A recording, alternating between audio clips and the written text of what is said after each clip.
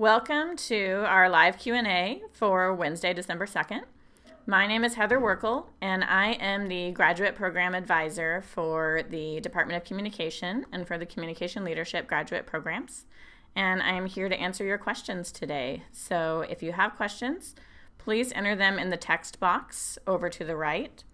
And just so you know, there is about a 10-second delay in the video. So if I don't get to your question right away, wait a few seconds and then I will be able to catch up. So please feel free to go ahead and ask your questions, and I will be here for the next hour to answer them.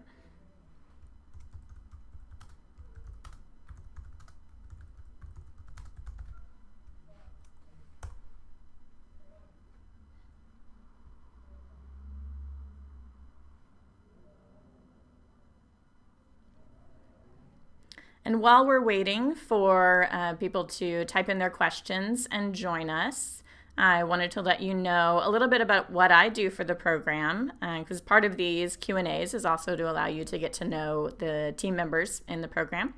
So as the graduate advisor, I talk with prospective students to educate them about our different graduate options in the department, the application process, and just what it's like to be a graduate student here in the Department of Communication.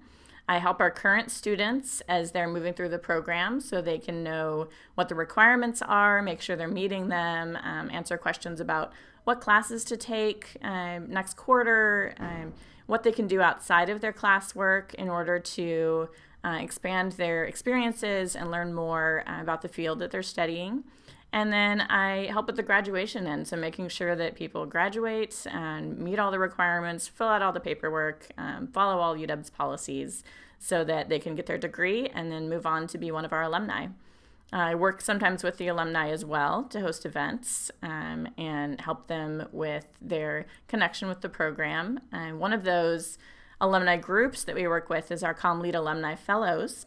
And they are graduates of the program, all of them, and they come back, they apply through a competitive process, and they come back to help out students, offering workshops, different events, helping support faculty in the classroom.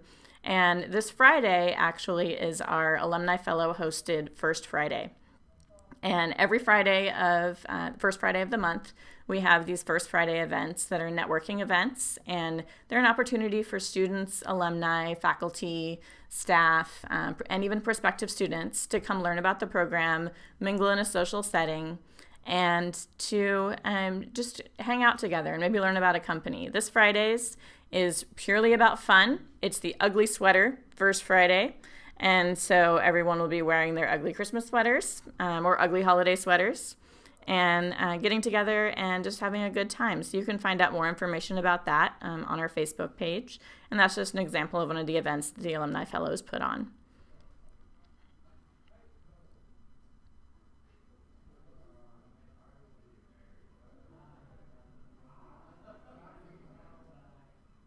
Oh, it looks like we have 5 people watching, so thank you for joining us.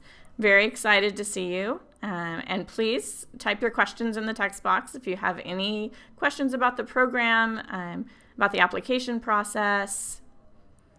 Great. So we have a question from Ilona. Is there a common mistake that prospective students make in their applications? If so, how can I avoid those? Yes, there are actually a few. The biggest mistake that I have seen students make in their application is if they're interested in applying to the dual degree option, which we do allow students to complete both degrees, both the Master of Communication and Digital Media and the Master of Communication in Communities and Networks. And that is something that some students choose to do, but you can only add the second degree after you're a current student in the program. So one of the biggest mistakes, because it's a big time and financial mistake that I see students making, is to, as a new student, submit an application for both degrees. No need to waste 2 application fees as a new student applying to the program. All the applications are looked at together. So even if you're interested in that dual degree option, start out only applying to 1 degree. Only pay 1 application fee. Find out if you get in, After you start the program, that's when you apply to add the second degree. So it's great to mention in your letter of intent that you hope to do the dual degree, but please don't submit 2 different applications as a new student. It's really just wasting your time and money. So that is a good tip for everyone out there applying. For students that aren't doing the dual degree, who are just submitting a regular application, I would recommend talking to someone in the program. Watching this Q&A is a good example. Coming to a First Friday, doing some research aside from just looking at the website before you decide to apply. And that will help you write a better letter of intent where you can really talk about why this is the right program for you, which classes you're interested in taking, which faculty you're excited to work with. We really want to know why us.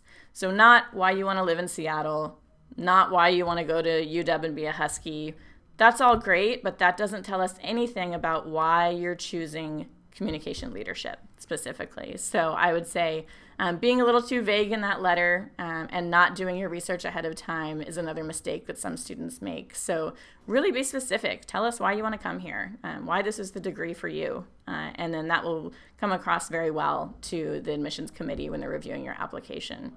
The worst thing we can see is someone saying, I just really want to live in Seattle. Well, that doesn't tell us why you want to come to our program specifically. So talk about us, do your research, and then you'll be able to write a better application.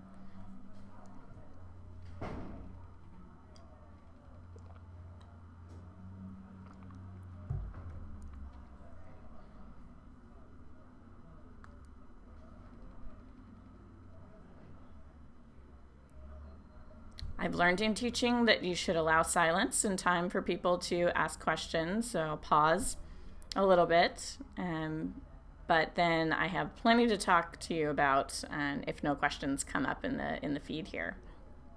You do need to log in with your Google account in order to post questions. So if you're watching and trying to figure out how you post in the chat, make sure you're logged in, and then that will ensure that you can actually type your question.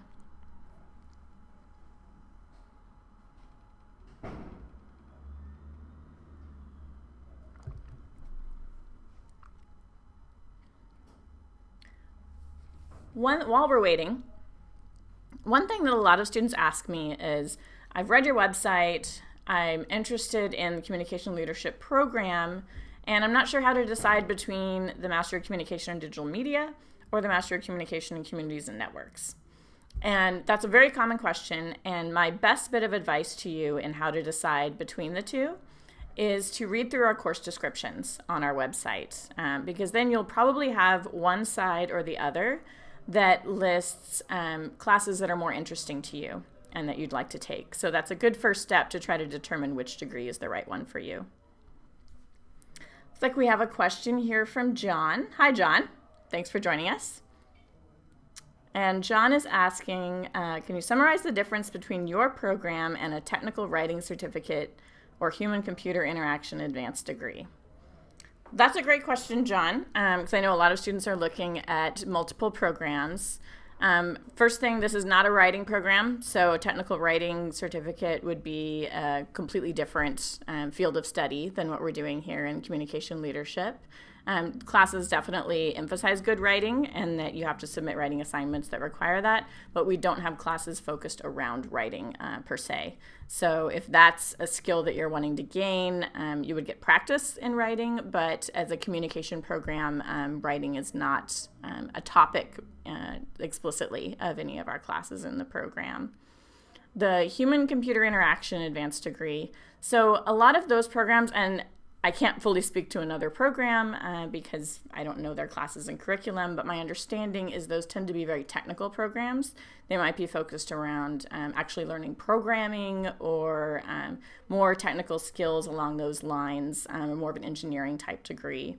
And we are a communication strategy program. And so some of our students come in with experience in programming or in technical skills, but that's not an expectation of our program, and it's certainly not required that students have that experience. It's something that they can take workshops in. We have a couple of classes. Last year we had Mako Hill, one of our faculty in the department, teach a class in data science, and we have a colleague of his teaching a similar class this upcoming spring. So there's a little bit of opportunity for that, but primarily our coursework is going to be focused around creating content and distributing that content and then analyzing the results of that. So that's kind of the playbook that you go by in most classes, going to be the overarching umbrella. And so the digital media side, the degree is really focused on that content creation. So you can take classes in multimedia storytelling where you're learning the story process from your idea, kind of storyboarding up through video, how to shoot good video, learning about lighting, learning about editing afterwards. So that kind of creation side. And that can also happen in a web context or an app context in different classes. After that, you learn some classes where it's looking at, now you have this great content, how do you get the word out? How do you distribute that content to whoever your audience may be? Whether it's advertising, so you're trying to sell a product, if it's a nonprofit that's looking to raise awareness about an issue or a cause, then and how to get that message out there. Or whatever the purpose of distributing the content is, learning best ways to do that. And then we have classes like social media analytics and other kind of endpoint classes where you're looking at, okay, I've created this content, I've put it out there. Is it working? What is it doing? Are people viewing it? What is their feedback about it? And how do you communicate that to higher ups that might have paid for this to happen or might encourage you to do more in the future if you can show that it worked well? So that's just an example of kind of an arc that happens in a lot of classes and that strategic communication. So we have another question here from John. What is the typical mix of working professional adults versus younger students in your program? We are primarily a program for working professionals, so most of our students have between 3 and 7 years of work experience that are in the program, but we don't require work experience as a prerequisite. So we have a group of students every year who are coming straight out of their bachelor's degrees into the program. And so they might have done internships, or they might just have been a full-time student and be coming directly into graduate school after their undergraduate degree and wanting to break into a career in communication. And then we also have a group every year that are industry veterans who have been doing this kind of work for decades and are coming back to school to retool, learn newer technologies and newer perspectives to apply to their work in their career. So the bulk of our students are kind of in that mid-career stage with that, like I said, about 3 to 7 years of experience. But we have brand new people to the field, and then we have veterans as well. We have a question from Ariella. Hi, Ariella. Thanks for joining us. What percentage of graduates gain employment in the field after graduation? Excuse me. And which companies, where do you see graduates going? Also a very common question. Thanks for asking, Ariel. I'm sure a lot of people have that on their minds. So we did our very first alumni survey this spring, and we're still tabulating the data for that. So I don't have the final numbers to give you for a percentage. Anecdotally, I haven't heard from any students leaving the program who haven't found a position. So maybe I just didn't hear from some, but our students do have a lot of connections through the program, through their classes, where they built a network that is very helpful once they're looking for a job.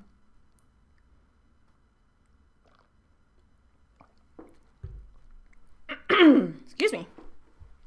As to where students go after they graduate, that generally falls in 3 main groups. And so we have some students that go to large corporations. So this might be Boeing, Amazon, Microsoft, Starbucks, kind of the big hitters around the Seattle area.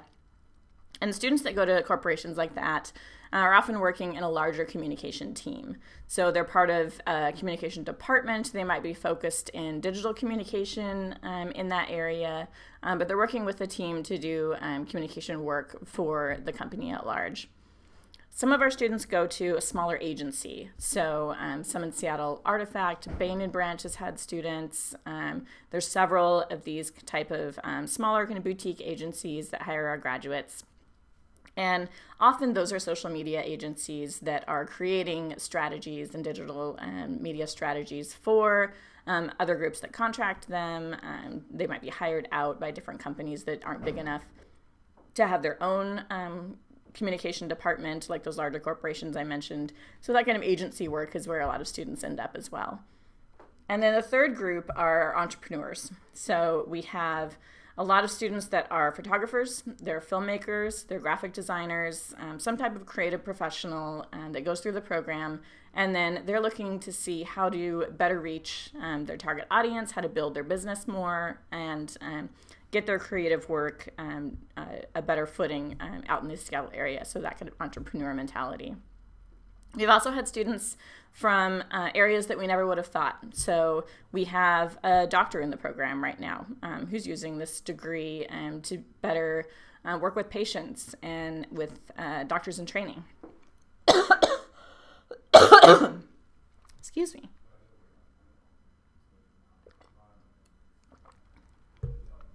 Getting over a cold, so I apologize for the drink interruptions.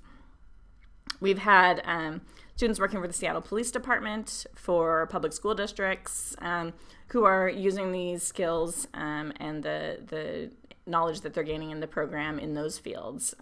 So you can really use the degree in whatever way you would like. And one of the ways that allows you to do that is that the program is structured with, basically you take 9 classes to meet your 45 credits. 4 of those classes are core classes, but then you have 5 classes that are electives that are completely your choice. And so you can choose classes that are tailored to what you're wanting to do with the degree afterwards. So if you're really focused on being a filmmaker, you might take all 3 of our multimedia storytelling classes in your electives, and you might take those creative focus classes so that you can really focus in that area. If you're looking at this as maybe an alternative to an MBA, which a lot of students do, you might take our business development class. You might take a marketing branding class. You might take an analytics class. So really business-focused classes so that you can build your own business or work with a small business perhaps and help them with their communication strategy. So you can tailor those electives to meet your goals, whatever they may be. While we wait for more questions, I do also want to remind you that our application deadline is February 1st. So we're just under 2 months away from the deadline for next year. And that February 1st application deadline is for either summer or autumn admission. So summer quarter at UW starts at the end of June. And then autumn quarter starts the end of September. And so you have the choice of which quarter you want to begin, and you would just submit your application by February 1st for whichever quarter you're wanting to start in the program. And then we review all the applications together as a pool. So we consider everyone who starts in 1 year a cohort. So next year, it will be cohort 16, 2016 being the year. And so whether you're admitted for summer or fall, you are part of that cohort 16 group and part of that one admissions process.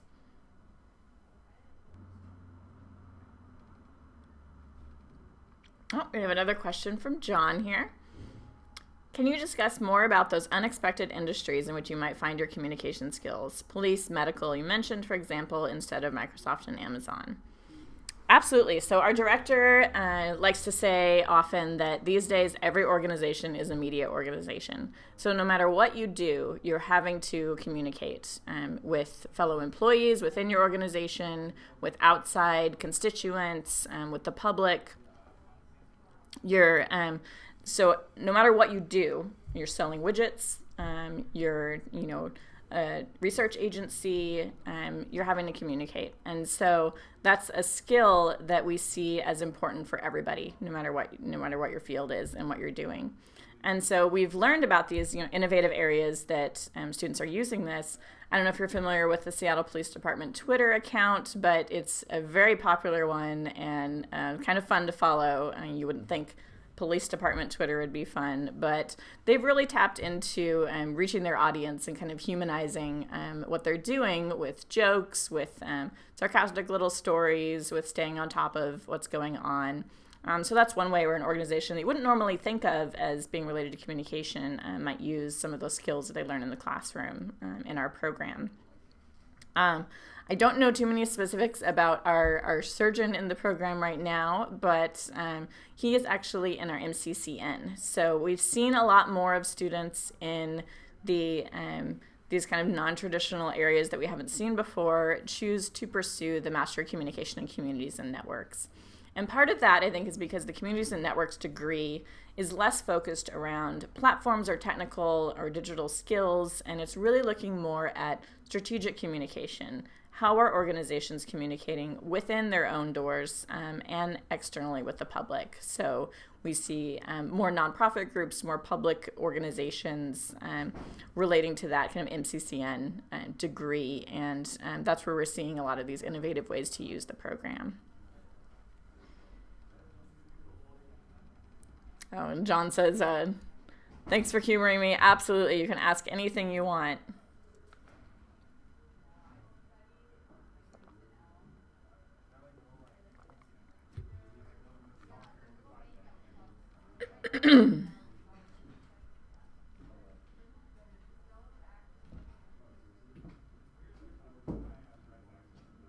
And I'm really not trying to promote or create a commercial for vitamin water. That's just what I happen to have with me and keep needing some liquid refreshment. So.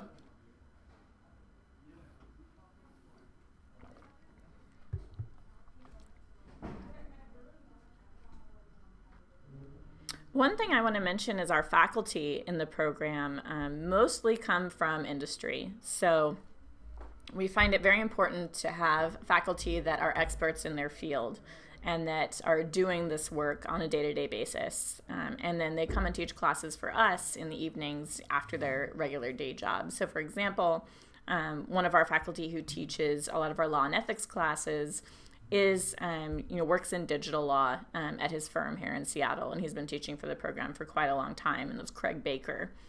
So he is a lawyer. He works with this type of work all the time, and so he can bring in real-world scenarios into the classroom.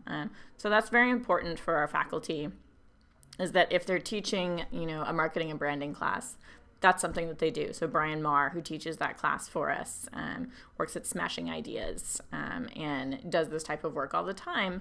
And we find that that allows students to really understand how they're going to use this work on a day-to-day basis. So it becomes less theoretical and more applied and practical in what they're learning and then how they're using that. So we try to find faculty, again, that are experts in the field they're looking at. Because of that, we look at our curriculum as permanently beta. It's how we like to describe it, because we're always updating classes and adding classes and bringing in new faculty based on trends that are currently happening in the field. We have a question here from Alona. If someone was entering the program with an entrepreneurial idea, would it be possible to get professors' help and input with it? Who would you recommend approaching? Absolutely, and we've had a few students do that. We actually have 2 international students in the program right now who are fully entrepreneurs and came into the program wanting to build a business and choose classes strategically based on what they're wanting to do when they leave. And that's something that we've had a few students in the past have a clear idea when they come in, and then they're tailoring the program and working with faculty to make sure that they're taking the classes needed and tailoring the assignments that they do in those classes to that business plan or that project. One class that's very useful for students to take, if that's the way you're coming into the program, at least to take early on, is our business fundamentals taught by Rick McPherson. So he's been teaching for the program for several years now, and this class, a lot of people also refer to it as the business plan class, because you do create a business plan where you're doing market research, you are analyzing how your particular business is going to fit in to what's currently out there. You look at budgets, you look at a plan for creating that. And so even if you're not an entrepreneur, that can be a very useful experience to go through in order to understand everything that goes into starting a new business or making a business work and all the things that you need to think about. So it's a great class to do early on if you're coming in as an entrepreneur. And then that would probably lead you to which other skills you need to fill in order to start your business. So if you're wanting to do a lot of video, if that's part of what your business, you would want to take multimedia storytelling classes to do that. If you're trying to get investors, then your marketing and branding or social media analytics classes might be useful in order to make the case to your venture capitalists out there that might want to fund your business. So it's definitely something that if you're coming into the program wanting to do that, I would recommend talking with one of our associate directors about that, or even contacting faculty that teach some of those classes directly, and I'm sure they'd be happy to meet you for coffee when it's not a busy time of the quarter, and then help you with that plan.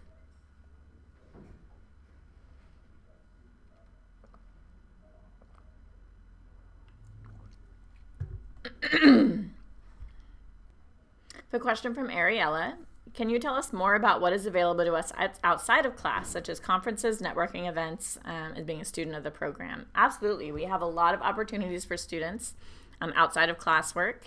And with our mix of students, it's something that's a great opportunity. But I also want to stress, if you're going to be working full-time while you're in the program, taking one class a quarter, you have a family, you aren't expected to take advantage of these opportunities. But if you can, it's a wonderful thing to do and to take advantage of them. So one opportunity that we have is conference funding. So we have a scholarship fund that is a professional development fund that's available for students to apply to if they want to attend either a local or far afield conference. And we've had students attend local events like TEDx events where they just ask for some help with the registration fee, all the way up to we've had a team every year go to South by Southwest Interactive in Austin in March. And so that's a very big deal. We send that group there. It usually involves our Flip the Media editors, which Flip the Media is our blog for the program. And I'll talk about that in a second. But those are just some examples of conferences that students have gone to. There are local conferences in Seattle that we are heavily involved in. There's the Seattle Interactive Conference, known as SIC. There is In Northwest, which is another conference here in Seattle that a lot of our students have gone to and we've been very involved in. So there's lots of opportunities to connect with the larger business industry through those types of events. I mentioned the Flip the Media blog. This is another great way to get involved outside of the classroom, and it's something that you can also do for credit. So if you want to take some elective credits connected with Flip the Media, you can do that. And Flip the Media is a student-run blog. It has a faculty advisor, Alex Stonehill, who is part of the Seattle Globalist, which are artists in residence here in the department. And students can work on that blog as either writers, so they can actually create content for the blog, either written content, multimedia content, photographs, whatever way they want to contribute. They can also work as editors, so if you want that type of experience in being a content editor, you can work with that side of things. And then we also have students that work with the back end of Flip the Media, so with analytics, with more of the web design focus and that technical side of the back end there behind the scenes. So there's some ways that you can help out with Flip the Media. Our first Friday networking events that I mentioned earlier, those happen October through June most years, so we can take the summer off for that.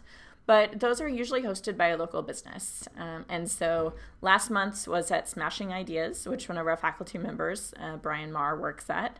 And so we had students gathered there. They had some fun games, food and drinks. And usually at those events, the company will give a little 10-minute spiel about who they are and what they do. They might add on if they're hiring any positions and what they're looking for. And that's a great informal way to find out about positions and talk with workers at that company to see what it's like to work there and if you might be interested in applying. It's mostly a social gathering. And usually when we have it at a company, a lot of people that work at that company will be at the event as well, so that you can talk with them and connect with them about what they do. Those are throughout the year, and the companies they're held at are usually connected to the program, either, for example, in November, where it was a faculty member's company. Sometimes it's a company that's hired several of our students or is looking to hire our students. And then sometimes there are companies that we've done projects for in classes. So that's something to point out there as well, is some of that networking happens directly related to your classwork. So a lot of the classes involve client projects where you're working directly for a business to create some type of communication plan or something that they've asked for through the program. So we have a vetting process where they go through Scott Macklin, our associate director, and get connected to classes to have students help them out. So it's often a nonprofit. So we've had Woodland Park Zoo, Pacific Science Center, organizations like that have become client projects for classes. And so you're getting those connections in the classroom as well, which can often lead to an internship, an independent study work with that organization, or sometimes even a job if they're looking to hire. So that's just an example of some of the ways to get involved outside of the classroom. Another thing is that you are a UW graduate student in this program, and so the University of Washington has hundreds of student clubs that you can get involved with. There's also student government. There's the Graduate and Professional Student Senate that we have often had a member of the Communication Leadership Program as one of the senators for the Department of Communication. And so if you're interested in student government, that's something you can get involved with as well, in representing the graduate student voice to the university. And we've had students involved with various other committees, be it a hiring committee or larger kind of ad hoc committees at the university that you have the opportunity as well. Ilona asks, actually John has a question first. We got two questions at once. Is there any coursework offered at UW Bothell? It's a great question. So UW Bothell actually has separate programs and separate application process for programs at that campus. So we don't currently offer any classes in communication leadership up at that campus. All of the classes for our program are held at the UW Seattle campus, or our core classes are currently meeting downtown in UW's facility in downtown Seattle. And so some classes downtown, but most classes are here on the UW Seattle campus. And then Ilona asks, are there any events coming up where we can meet Comm Lead staff or get to know the students and program in person? Every Wednesday, you can tune in here. We have a different team member hosting these every week. So last week and the week before, we had Anita Verna Crofts and Lisa Kuchu, two of our associate directors. Next week, we will have Hanson Hossein, our director. So it's an exciting one.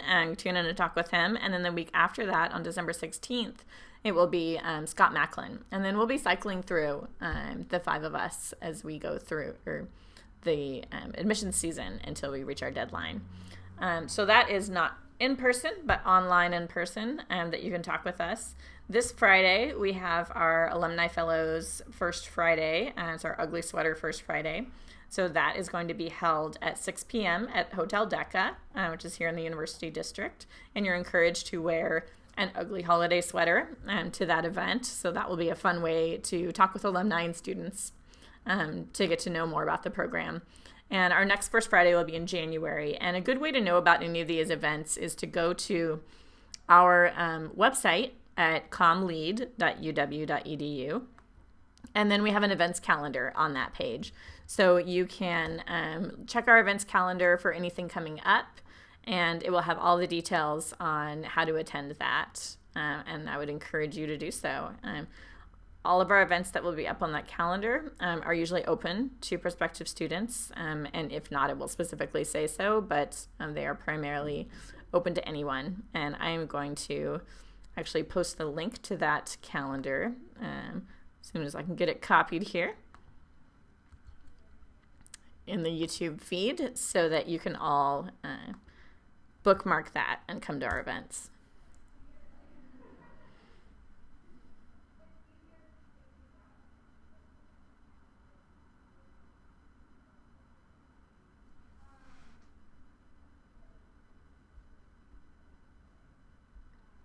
I want to add, because John asked about coursework offered elsewhere, at UW Bothell or elsewhere. Some of the options that students have to complete their credits in the program are independent study or internship credits. And so we've had students do internships across the country, around the world. And so that's something that doesn't necessarily have to be right here in Seattle locally. And for independent study, we've had some students do independent studies that were connected with a study abroad program. So we have Ghana and Tahiti are some places that students have gone to and done an independent study.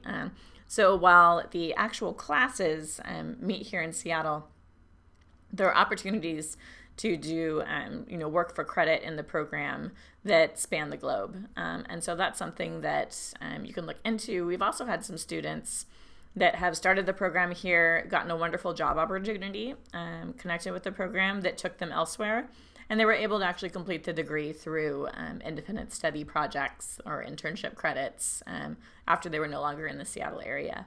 So thinking about, if you'd be moving partway through the program and wondering how that would work, there are ways to manage that. And even if you're local but looking to have an experience elsewhere, those study abroad opportunities that can be independent studies are a great way to kind of get out of the Seattle area and use the skills that you're learning in the program somewhere else. I would be remiss if I didn't also include the link here to how to apply to the program. So I'm posting that in the chat now. Our How to Apply page on our website has all the details on our application, including a reminder of the February 1st application deadline, and all the materials that you'll need to put together when submitting your application. Our application is entirely online, so that's a common question that comes up. Nothing should be mailed, and nothing should be emailed. Everything is uploaded into the online application. And that's including your recommendations. So you enter your email addresses for the people that are writing your recommendations, and then they receive an email with a link to complete the recommendation online. So we use an entirely web-based process for the application and then also for the admissions review and decision making. So that's important to remember. Don't email or mail anything to the department because it won't be included in your application if you do it that way. Another reminder about the application, we do not require the GRE. So this is something new for this year, and we're very excited about this change because we know it puts down a lot of barriers that students had in the past to apply. So you do not need to take the GRE for our program. It's not a requirement. So if that's something you were nervous about and looking at graduate school, this is one program where it's not a concern. So Ariella asks, how many students are in each class? Do students ever have an issue getting into a chosen elective? It's a great question. So our incoming cohort each year has a maximum size of 70 students. And so the cohort classes, which happen in fall and winter, which are your two required classes as you start the program, those are the entire cohort. So those classes would be up to 70 students, depending on how many people are in that year's cohort. The elective classes are all capped at 20. Some are capped lower if they're a very hands-on class. So some of our multimedia storytelling classes have a 14 or 16 person cap because there's a lot more workshopping done with kind of the video editing in those classes. But most electives are capped at 20 students in the program. And each quarter, there's maybe 2 classes. I think the most we've ever had is 3 classes that actually filled before the quarter began. And so occasionally that happens, but most classes will have a few spaces left over. And one thing about the way the program operates is because our financial side is operated through UW Professional and Continuing Education, students pay their tuition when they register. And so because of that, a lot of our students wait a little longer to register for classes. So you'll see more of a rush on classes in that last, say, 3 or 4 weeks before the quarter begins, as people have waited through paydays in order to wait to pay their tuition. And so hardly any classes fill up right away. But as we get to about that month mark, we might have a couple that start filling. And we do operate on a first come, first serve basis. So if a class happens to be full when you go to register for it, you can then be put on a waiting list. And then as soon as someone drops that class, the first person on the waiting list is asked if they want that spot. John asks, if my undergraduate degree was from UW in the mid-'80s, what challenges to the admissions qualifications would you expect? Just a prereq for admission. So we actually don't have any prerequisites for admission as in terms of what your major was previously, what your work experience was. So we get students from a variety of undergraduate majors. We've had everything from music, French, engineering, business, communication, English. So a wide variety of majors. So that is not a consideration in admissions. UW the graduate school has 3 minimum admission requirements that you have to meet in order to be eligible for the program.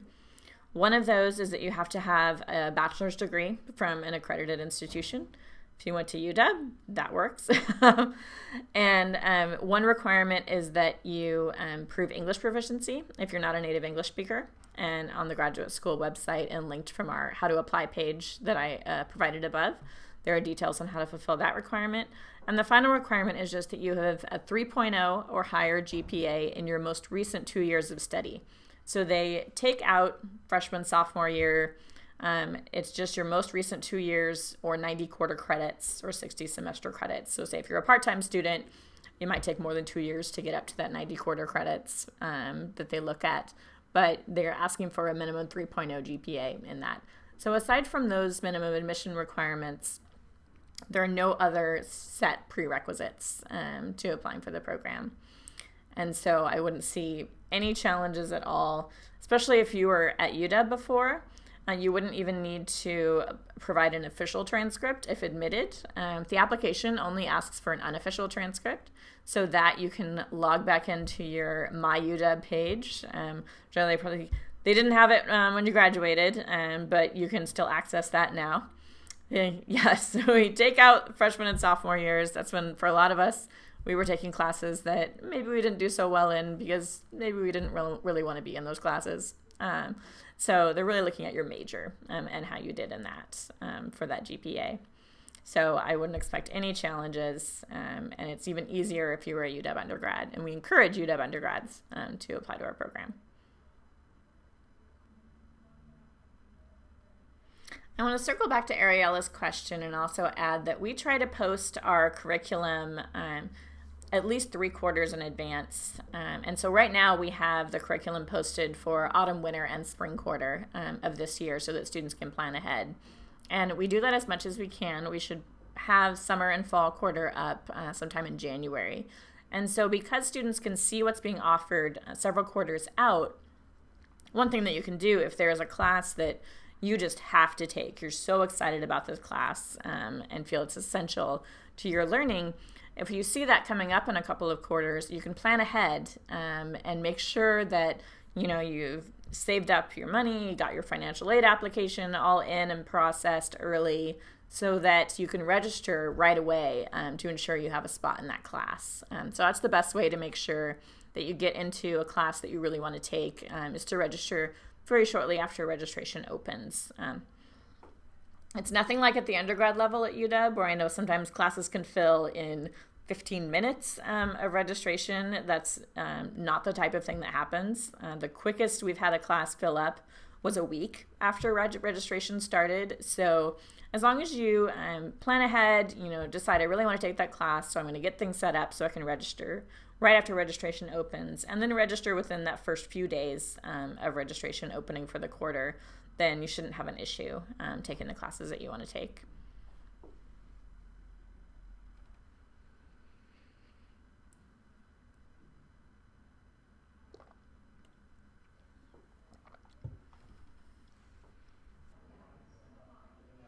Ilona asks, what kind of scholarships are available to students? Also a great question.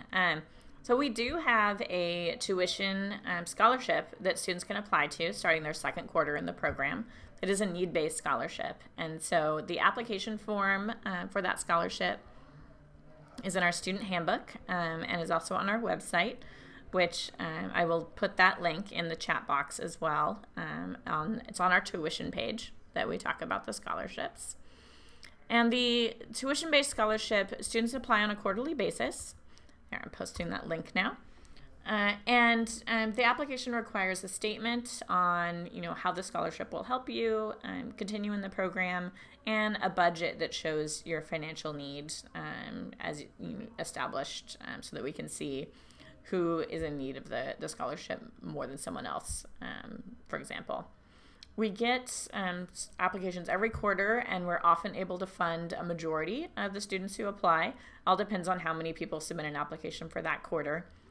But those scholarships often are for the cost of a class, and so that can be very helpful when you're in the program. A lot of students that end up getting that are near the end of the program. So you had your budget set out and you have a couple of quarters left and you're running out of money.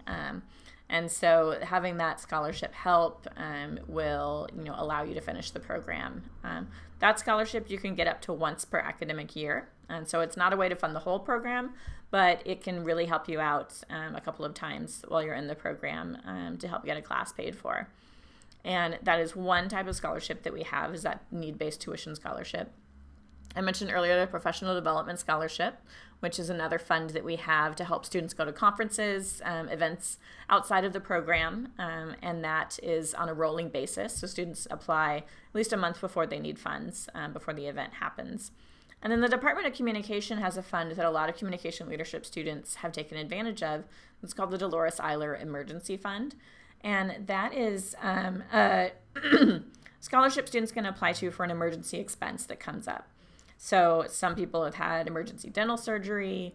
They needed to buy a ticket to fly back for a funeral somewhere. They had a car accident where they had some expensive car repairs. So those type of emergency events where it's an unexpected expense that's going to impact your ability to pay for your schooling, your tuition, that's something students can apply to. And that is, like I said, Comm Lead students have taken advantage of it, and it can be very helpful. Most people, when you're in graduate school, you kind of have a very set budget, and something like that comes up can really get in the way. So that's what that fund is for, is to help out with those emergency expenses. So those are just 3 examples of scholarships that are available to students in the program. And then a lot of our students are on financial aid for the program as well. So you are eligible for federal financial aid. At the graduate level, that's typically student loans, but that's another thing that you can use to help you through the program. A lot of employers have tuition reimbursement, and we've had a lot of students take advantage of that. So if you're working somewhere right now and thinking about staying there while you do the program, I would encourage you to find out if your employer has that kind of tuition reimbursement that can help you. Even if it's not for the whole program, there might be enough to get you through, a class a year that you don't have to pay for. So definitely look into that.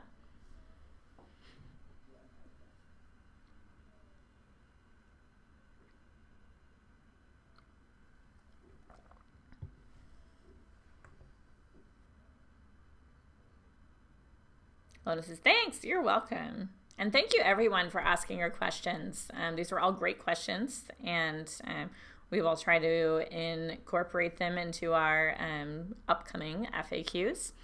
And we will be archiving all of these Q&As. So if you have a friend interested in the program, or you don't remember what the answer was to one of the questions that you asked, then we will have these archived, and we will be creating a YouTube playlist. So check back to our YouTube channel, and you will be able to see the past sessions as well.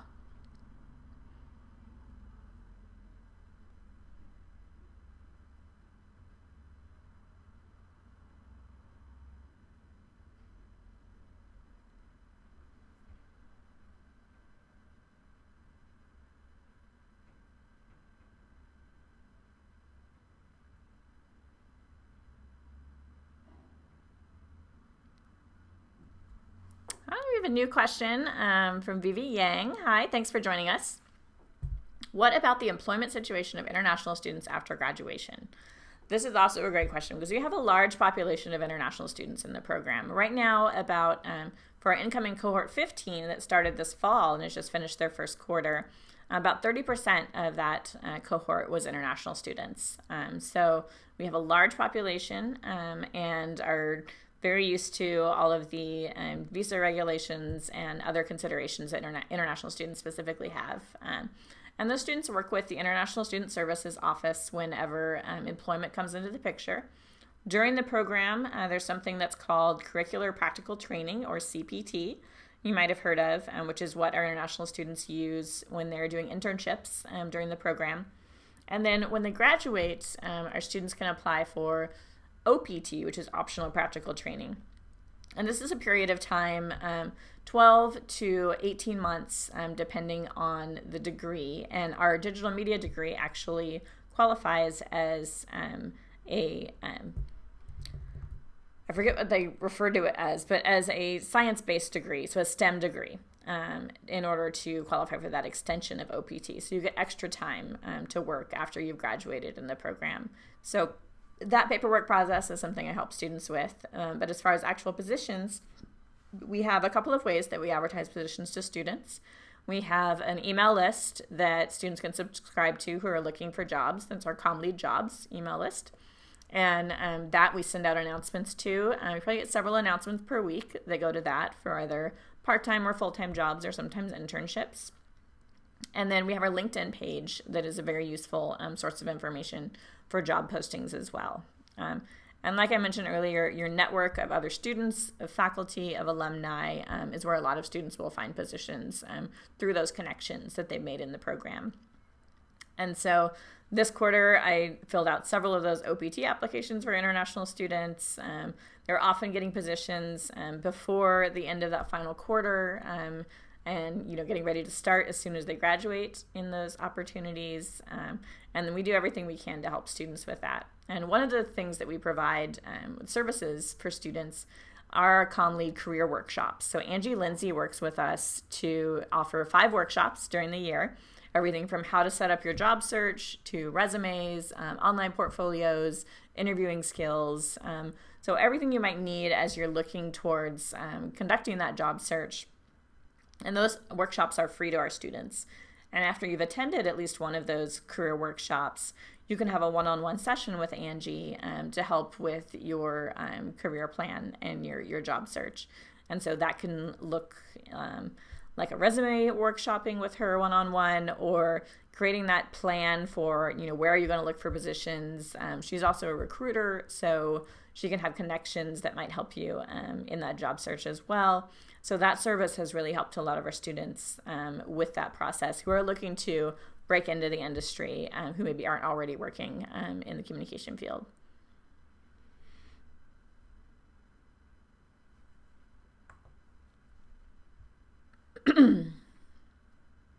All right, we are about out of time, so I want to thank everyone again for joining us today. And again, stay tuned to our YouTube channel. In about a week, today's session will be up, and you can see that. And then we'll be back here every Wednesday. Next week, it will be Hanson Hossein, our esteemed director, who will be answering your questions. And you can always reach us on our website at commlead.uw.edu. And you can also email us at commlead@uw.edu. So please feel free to email with any questions. And I will put that email address right here in the chat box. And I'm actually the one who answers that email address, so you will be sending your question directly to me, and I will be happy to get back to you on that. Thank you again for joining us. Have a great day.